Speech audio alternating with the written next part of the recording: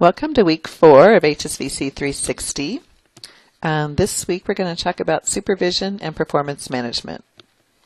For many human service workers, receiving good supervision is a very important part of their training and growth as a professional.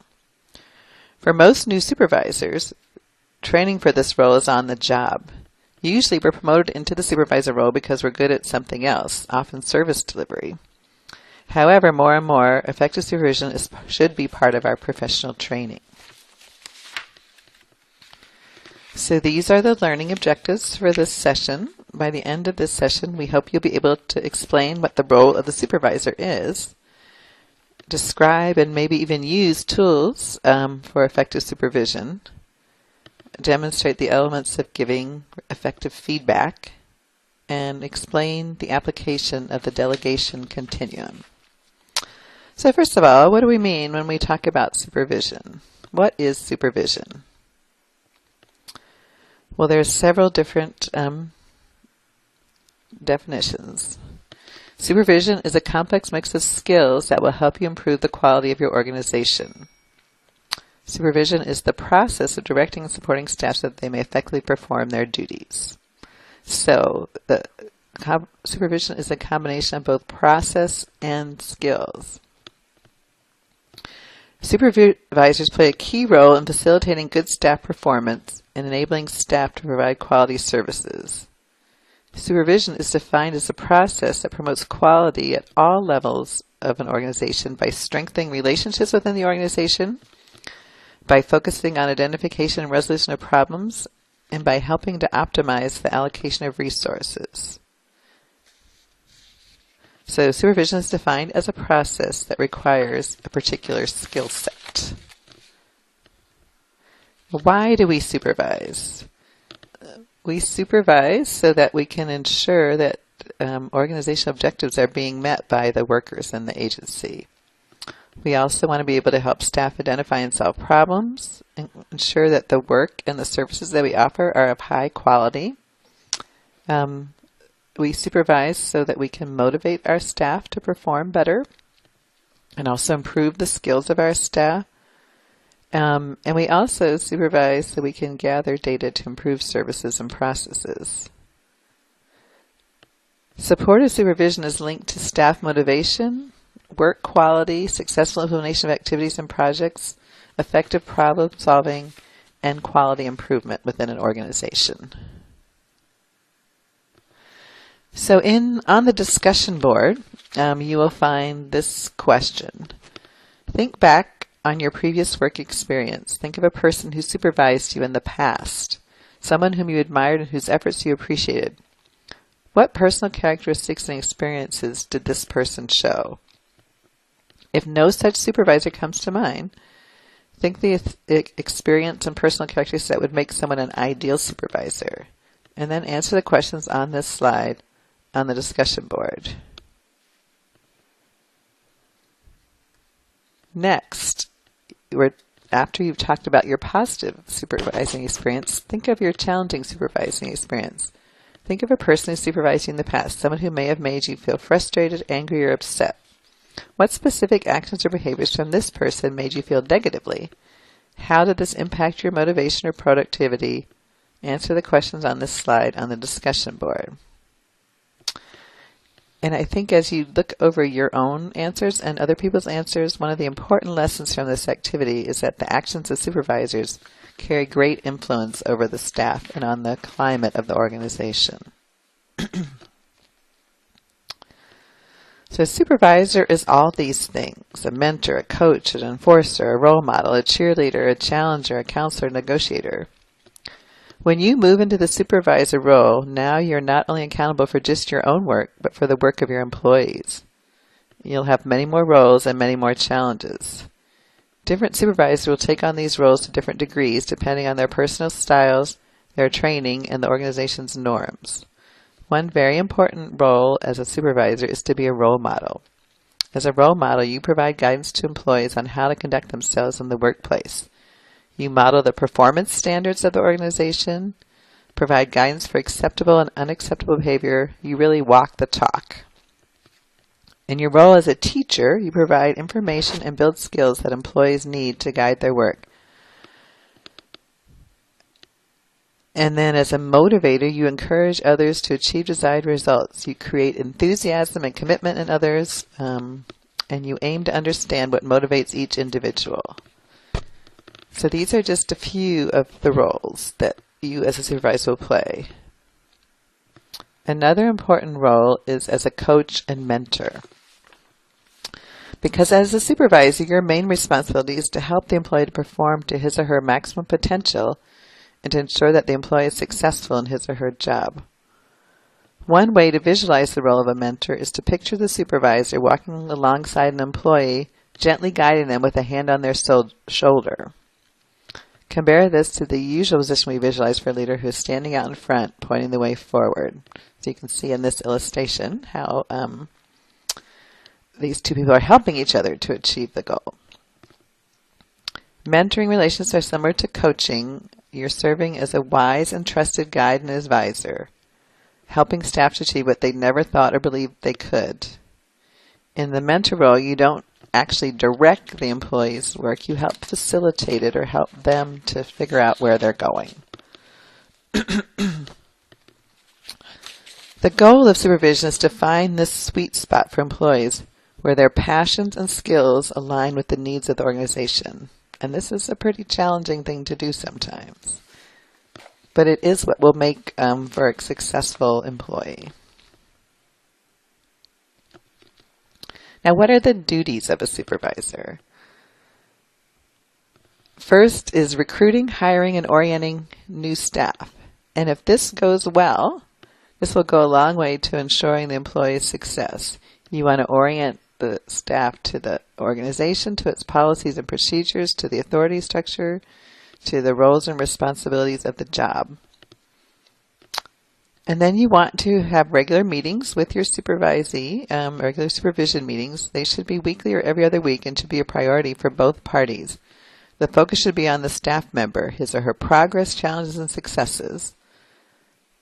An employee work plan can be developed and monitored, and it's useful to take notes during supervision so that you can always refer back to what was discussed. You should provide feedback both formally and informally on a regular basis, not just during the annual performance review. Positive feedback can be provided in public and privately, whereas constructive feedback should be given privately. You should be familiar with the employee's job responsibilities and performance metrics so that you can give accurate and specific feedback. And then your duty as supervisor is also to manage performance problems, which might include taking corrective or disciplinary action. And it's important really to document these things. So this is the process of supervision in a different format in a diagram. First, you're setting the expectations for the job description, standards, and goals, monitoring and assessing performance, identifying successes, problems, and opportunities together, and then taking action, either to provide additional support or to correct the problem. Often employees fail not because they are incompetent or irresponsible, but because we as supervisors fail to do one aspect of this job or all aspects of this job correctly.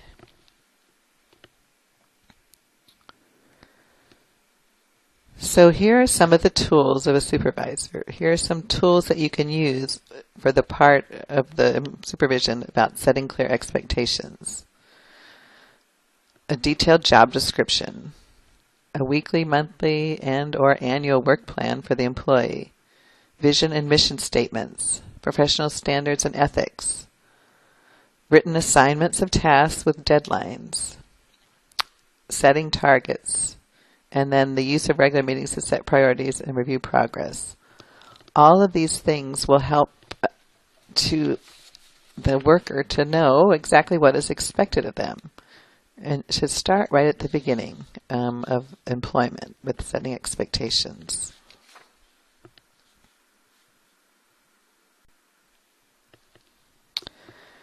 Tools for monitoring and performance include direct observation. Timesheets can monitor one aspect of performance.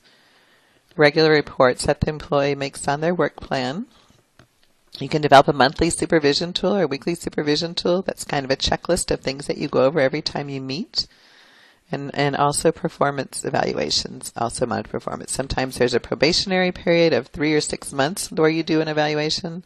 Some organizations have annual performance evaluations, some have semi-annual. But remember that performance monitoring is a continuous process, not just at that formal performance evaluation. When you're conducting a performance review, it should be a collaborative process between a supervised employee. And it should begin when an employee is hired into a job and ends when the employee leaves the organization. The supervised employee meet on a regular basis, usually every 6 to 12 months, specifically for performance planning and review. Ideally, they'll also meet weekly, as I mentioned before, or every other week for ongoing supervision. During this performance review meeting, it's important to review the employee's job description and update it to reflect the current job responsibilities and duties. The supervised employee jointly review the employee's performance according to the established performance objectives for the period being reviewed and the performance standards established for the job. The supervisor discusses the organization's priority goals with the employee and establishes the employee's specific performance objectives and activities for the next time period. Training and resource needs to meet the performance objectives are also discussed. You may also get input from peers or other people in the organization or even people outside of the organization. And then you want to come up with a plan for how the employee will continue to meet the goals of their job and the organization. And these are tools for providing regular feedback. As we said, feedback should be a continuous process. So in face-to-face meetings, both formal and informal, using the feedback sandwich method, which we're going to talk about in a minute. Feedback can be both verbally and in writing. And in order to be able to give effective feedback, sometimes it's good to practice and also to consult with others. So when we say feedback, what do we mean by that? Feedback is the transmission of evaluative or corrective information about an action, event, or process. Information provided to a performer during or after an activity enables the performer to assess the success or failure of his or her performance. Feedback is regarded by many as the single most important factor in the acquisition of skills. So when we give feedback, we want to really keep in mind this visual image about why we give both positive and constructive feedback. Often when we receive feedback, it is the negative comments that stick with us and can really discourage us if they are not outweighed by positive comments that will encourage and motivate us. It takes many positive comments to outweigh one negative comment. I remember one time I was doing this 360-degree evaluation. It's called the Leadership Practices Inventory, and I got about a 12-page feedback form. And I went through it, and I looked through it all very closely. And there's many, many wonderful things that people said. But when I got home, all I could think of when I told my husband was the like 2 semi-constructive comments. They weren't even that negative, and they just resonated in my mind a lot. I couldn't even hear the positive comments until I sat down and thought about it a little bit more. So it's really important to remember when you're giving feedback that you should be giving encouraging and motivating feedback as well as constructive feedback. And one way of doing that is something called the feedback sandwich, which is kind of a balanced approach for giving feedback. In the feedback sandwich, the first slice of bread is a positive observation. Then you place a small but tender piece of meat in the middle. This is a suggestion for improvement. Finally, you add another soft slice of bread, a final positive comment. So, excuse me, here's an example of giving somebody a feedback sandwich. I like the way you took the time to get to know your client when you were doing the intake. You asked about her family, how she got to the clinic, and made small talk about where she was from. That really helped to build trust. You may want to consider asking the client more probing questions about some of the issues she raised. For example, you might want to ask her about the frequency of her alcohol use and if there have been any particular challenges in her relationship with her partner. Overall, however, your manner with the client really put her at ease. Because of that important rapport building, you were able to work very well with her to come up with a plan. So you can see in that example, there's a lot of positive feedback to the person, and in all that were some suggestions for improvement. But hopefully they were easier to hear because there was so much positive encouragement. So when you're giving effective feedback, you want to be specific. What did you specifically like? Why did you like it? You want to focus on behaviors and actions, not on the person. You want to be sincere, honest, and gentle. Focus on solutions. Use respectful statements. Choose appropriate timing. You shouldn't do it in the middle of a public meeting or out in the hallway. It should really be in a private, comfortable space. And then check to make sure that the person understood what you said. You might even ask them to reflect back to you what you said. So sometimes supervision and feedback are very effective in working with employees, but sometimes they're not. And that is when you need to move on to the aspect of supervision that nobody likes, which is disciplinary action. Now here are some tools that we can use when we're entering into a disciplinary action with an employee. Number one, you want to be very familiar with employee policies. If possible, you want to have a consultation with the Human Resources Department or Human Resources person in your organization, and also consult with senior management. And you want to be familiar with what the corrective action plan process is within your organization. This aspect of supervision goes back to the role of enforcer and boss that the supervisor sometimes needs to be. Although the goal is generally to provide support to help people do their job better, sometimes you need to take a slightly different role. You should approach performance issues constructively, giving feedback, working collaboratively to problem solve, looking for underlying causes for problems and trying to address them. But if necessary, you do have to pursue disciplinary action and sometimes even termination of the employee. So you want to identify the cause of the problem. Is it the worker? Is it the agency? Is it the context? Clearly spell out what the problem is and how it relates to a policy within the organization. And document progressive discipline. So you might first suggest that the employee get more training. And then if the problem persists, you would do a written reprimand. If the problem continues, you would do a final warning. And if the problem continues, there would be dismissal. There's generally a process in place in every organization.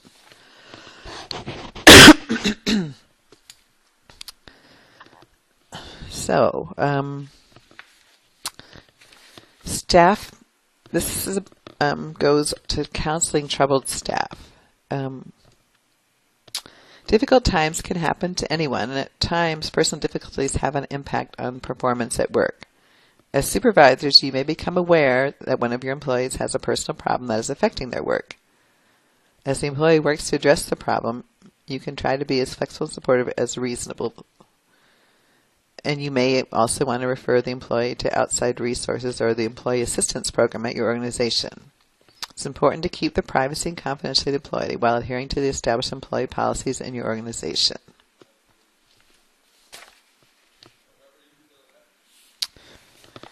Now here are just some examples of common supervisory challenges. The first one is accountability versus responsibility.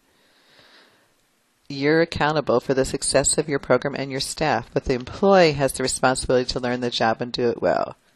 It's important to give the employees all the tools they need to succeed, but don't do their job for them. They need to take responsibility, and you're going to help them do that. Another challenge is sort of power versus relationship. Use your power and influence honorably and respectfully. Don't ask for favors from employees. You cannot also be their friends, and you cannot complain about the job in the lunchroom with them. Being a supervisor does change your relationship with employees. You have to have good boundaries, similar to those you have with clients. In one work situation I had, I did befriend an employee, and that became problematic when she did something that she wasn't supposed to do, and then I had to take her to task for it, and then she was very mad because she thought I was her friend, and that was my fault because I was her boss, not her friend. It's a hard lesson to learn. Rule enforcement is often something we do as supervisors. Sometimes as a supervisor you have to enforce policies you don't entirely agree with, but you have to represent and support the organization.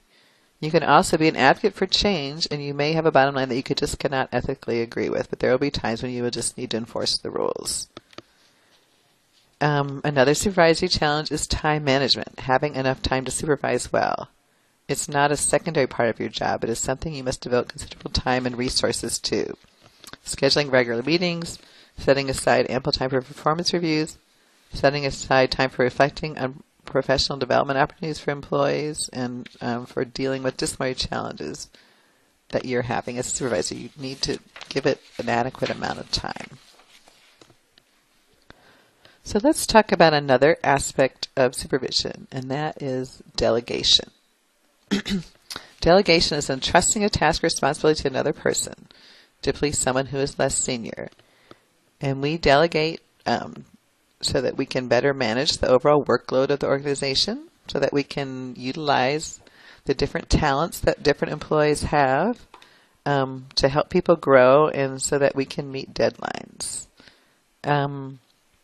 Improving delegation skills has the greatest potential of increasing your overall success as a manager, for increasing the productivity of your team, and for everyone's satisfaction. It's the best way for you to manage your own time more effectively and to fully tap the talent of the people who work for you or with you. In one piece of research, it was concluded that the most significant way that people learn in the job is through challenging or stretch assignments, not through training. So actually, that's kind of makes sense. Learning by doing is sometimes the way we learn the best. So let's look at these two examples of delegation. In the first one, on the left, she's saying, I need you to do something. It's a report on absences.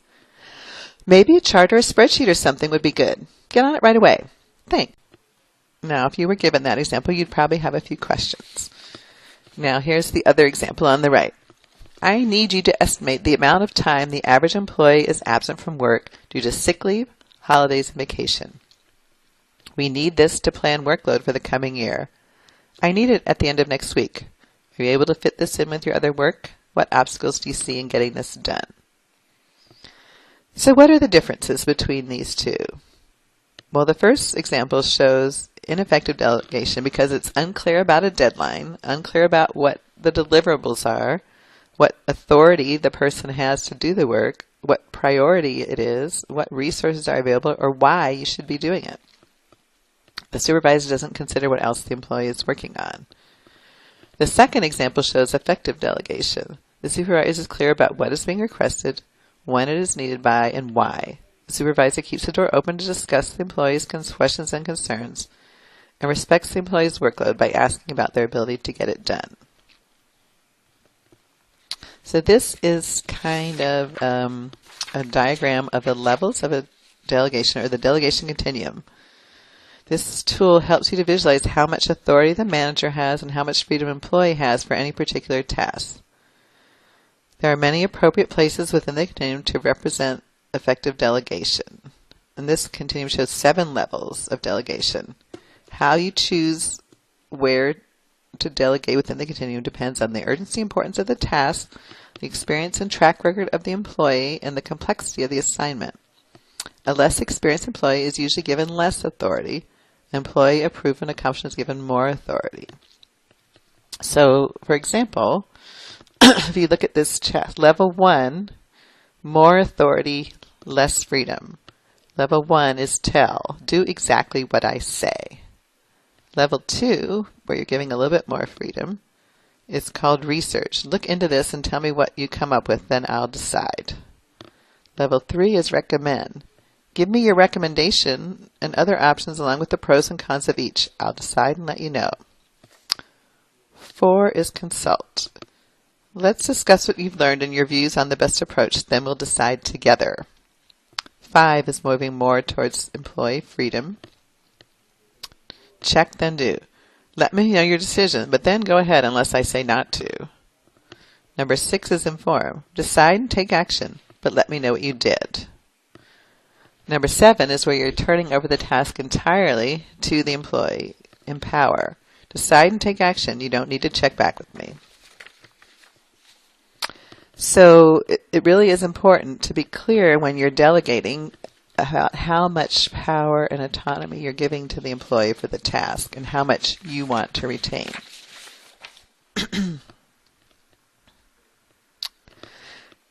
So just to summarize, a successful supervisor earns the respect of her work group through all of the knowing their staff, their educational background, interests, what motivates them, being an advocate for staff, listening, being open to staff's concerns, communicating openly about performance expectations, philosophy, context, communicating relevant information from upper management, communicating about organization and unit goals, being consistent and fair in how you treat and work with people, respecting staff and their contributions, and problem solving with staff jointly and actively. A successful supervisor motivates staff to achieve their best work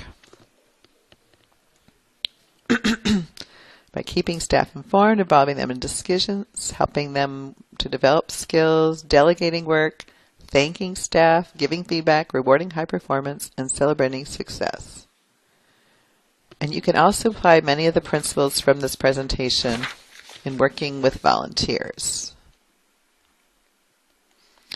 So, key points from today.